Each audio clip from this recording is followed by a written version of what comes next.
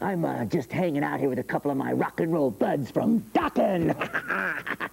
Hello, everyone.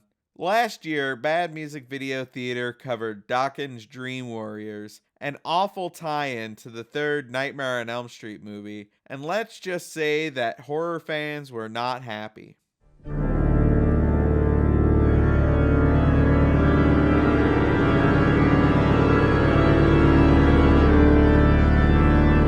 And I don't think that's fair, because I like the Nightmare on Elm Street films to an almost concerning degree. I'm sure it's beginning to bother my family. So I had a choice to make. Do I take the moral high ground, taking constructive criticism where it's warranted and ignoring the rest? Could I learn to deal with my detractors in an emotionally healthy way? I mean, I'm sure I could, but where's the fun in that? Besides, it's not like there are any other ridiculous music tie-ins with Nightmare on Elm Street that are left for me to riff on. Definitely none that were so goofy and off-brand from the horror franchise that they were panned by the studio, released anyway in an unofficial capacity, with a video so gaudy and cheap that it was buried for decades before finally being unearthed online, right? No one is safe from Freddy Krueger. No one is safe as long as there are sequels. No, I'm sorry. As long as there are dreams.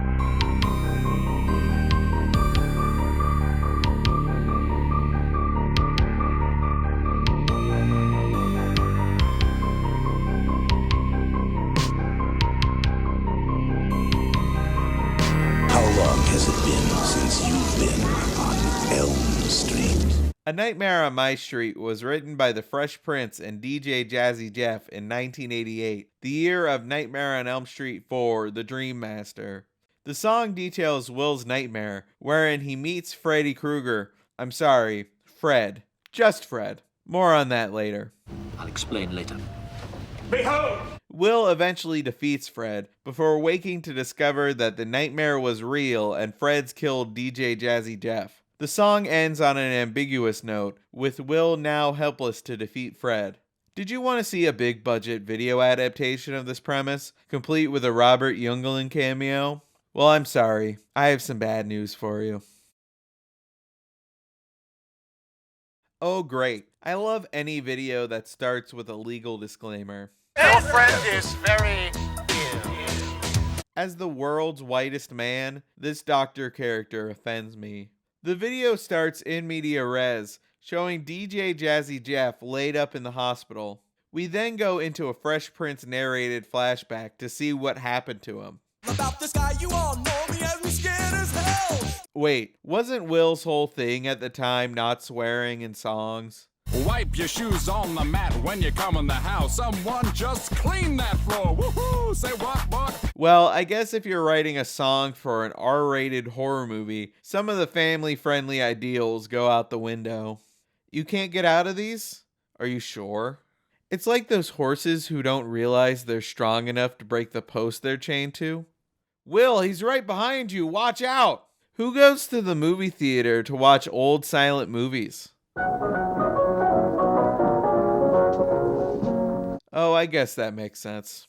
Can anyone identify what movies these are actually from?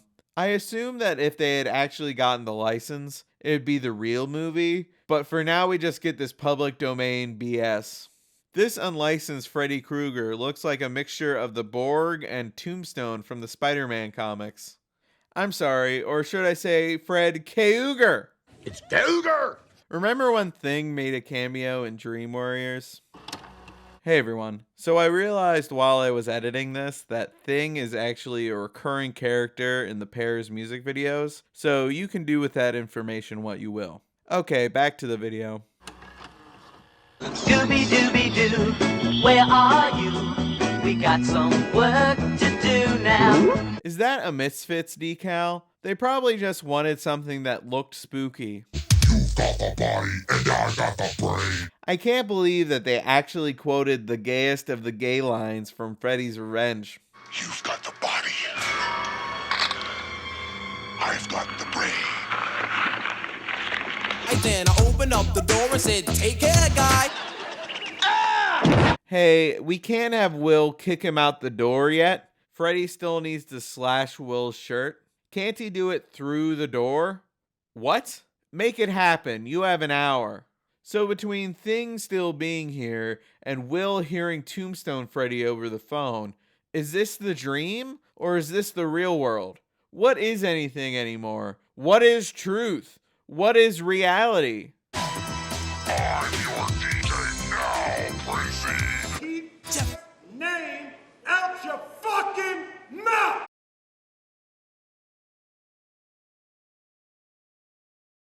But hey, what's a party without some tunes?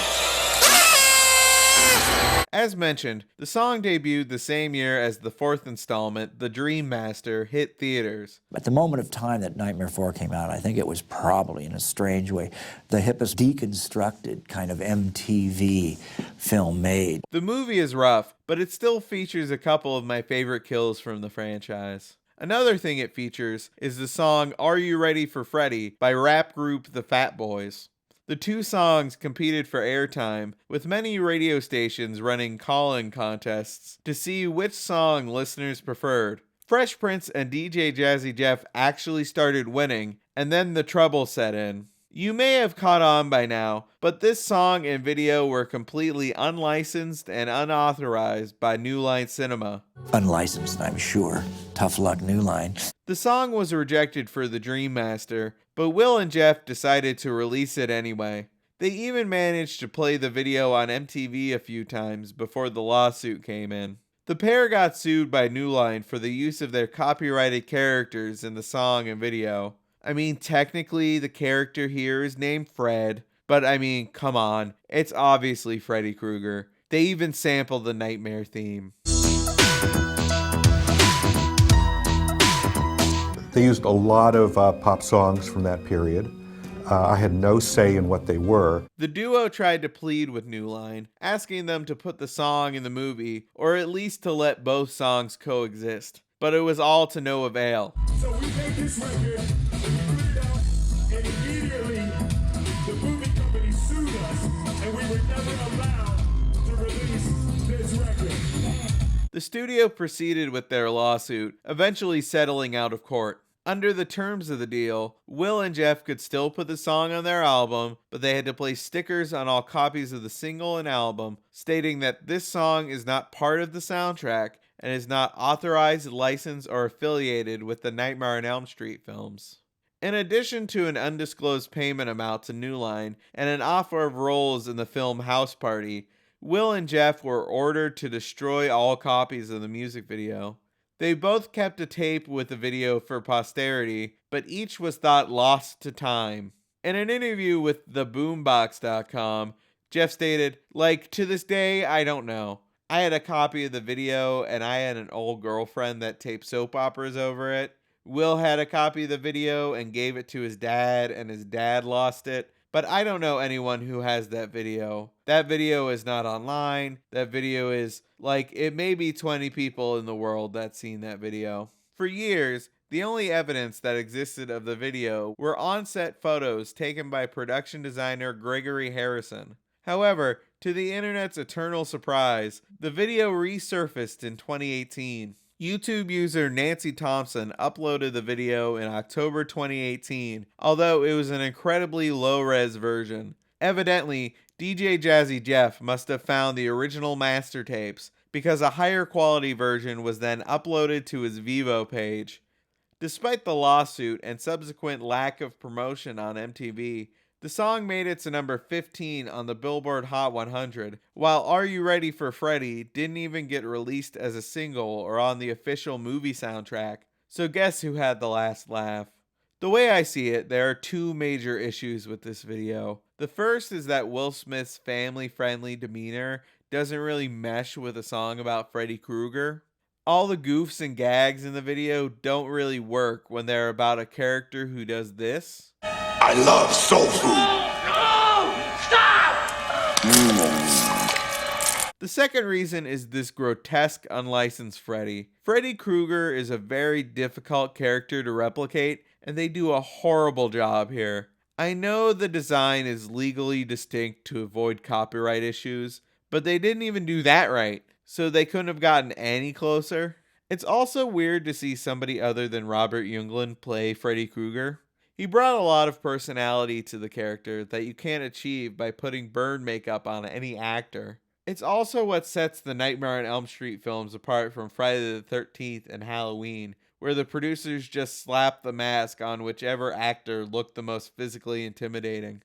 Trick or treat, motherfucker. I know that Robert was probably very hesitant to appear in an unlicensed video, which is why they went with actor Thomas C. Adams, but damn do I wish he had been in it.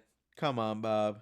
One of the nice things is Robert is a lovable ham, and he was just into all of it.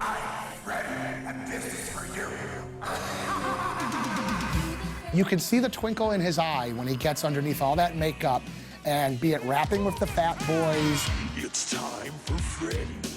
Wait, Robert Englund raps on it? I need to do this one. Pace yourself, Chris. Pace yourself. All in good time. Thanks for watching, everyone. I always appreciate people liking and sharing my videos. And be sure to subscribe so you don't miss the next episode. Do you know a terrible music video you'd love to see me cover? Drop it in the comments. And as always, I'll see you in the next one.